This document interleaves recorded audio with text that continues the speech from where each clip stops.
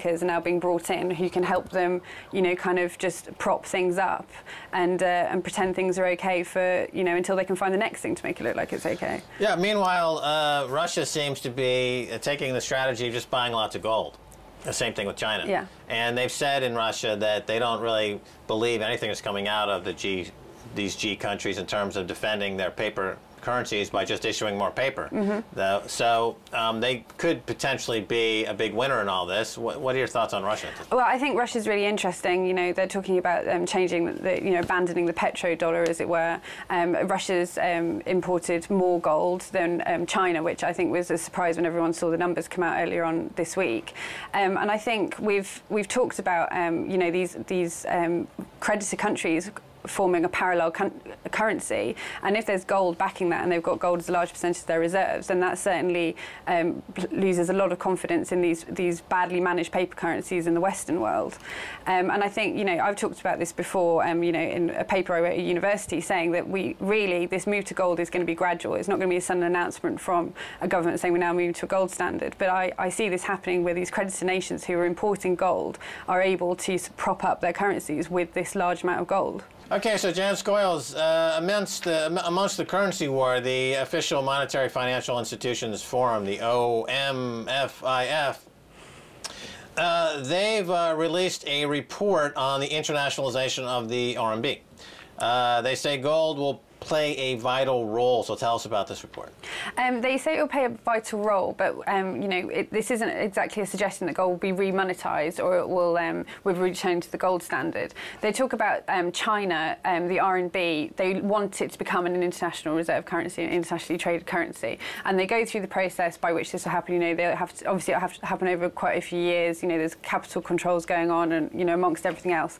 And whilst this is happening, and as the RMB gains sort of international status and becomes a more widely exchanged currency, then gold, because it represents quite a significant part of China's dealings, will raise itself more up to the fore. And the report makes the point that it only refers to gold as an asset. It doesn't refer to it as a currency or a monetary asset.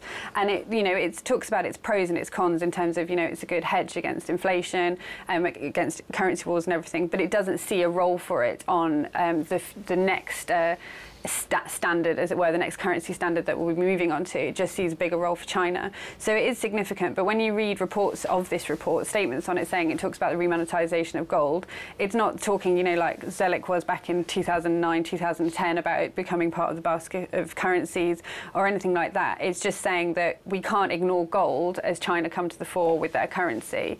And, you know, you have to acknowledge that East Asia, which once was a huge trading and economic power, you know, several hundred years ago, that's happening again, and we have to acknowledge that gold will play a significant role. From a personal point of view, everything that's happening, you know, whether it's the Chinese currency, you know, increasing in its prominence on the international stage, or whether we're talking about currency wars and devaluation of paper currencies or fiscal policies, monetary policies, you cannot ignore thousands of years of gold being used as an international money. It's a faceless currency.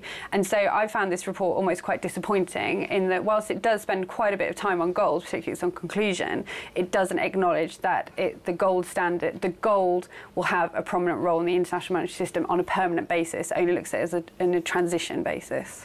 What about the individuals out there who are buying gold and silver? There seems to be the silver eagles in the U.S. are being sold out. People are buying gold, they're buying silver. They don't seem to be buying this idea that the paper can be solved with more paper. There's a lot of buying interest in the individual market, correct? Yeah, and this is interesting because you know, I'm getting a lot of questions at the moment about what's happening with gold, and the price has kind of plateaued a wee bit. You know, we're in this kind of consolidation phase, and it's very easy to quickly point at this individual buying that's going on. You know, the American silver eagles is fascinating. We're seeing quite a bit over Europe. These cash for gold shops are kind of, you know, they're sort of popping up again. This demand to hold individual currencies. You know, personally, you know, in our company, we're seeing people are asking more questions about what's going on and how they can protect themselves.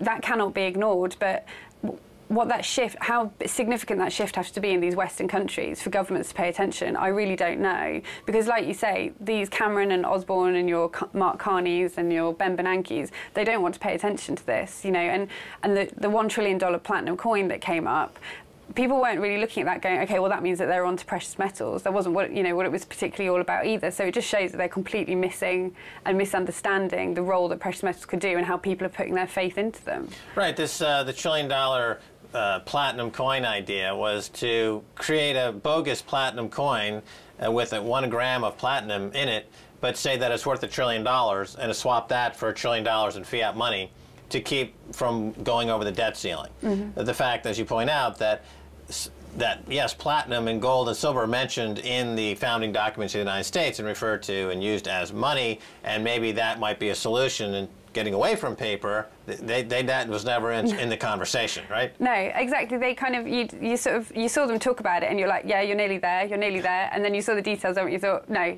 this has just completely been missed. They couldn't understand it, and it's like we just said before, everything is just a quick solution as how they're going to get things done, and it's just, how can we do this and then we can carry on doing what we were doing in the first place, and like you say, it's in the Constitution that they should be having this, and I've actually been spending a bit of time, as boring as it sounds, looking at other countries' constitutions, and it's not just the US that say that that the country should be minting gold and silver coins.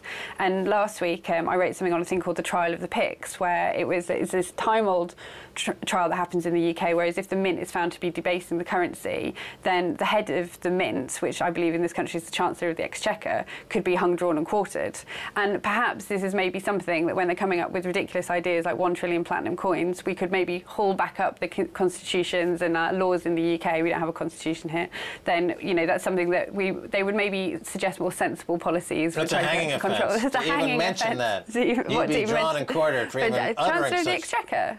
I think just for the royal family. Okay. Well, we're big fans of this type of thing. Capital punishment for crimes against capital. Well, why not? Thanks so much for being on the Keiser Report. Thank you. All right, and that's going to do it for this edition of the Keiser Report with me, Max Keiser, and Stacey Herbert.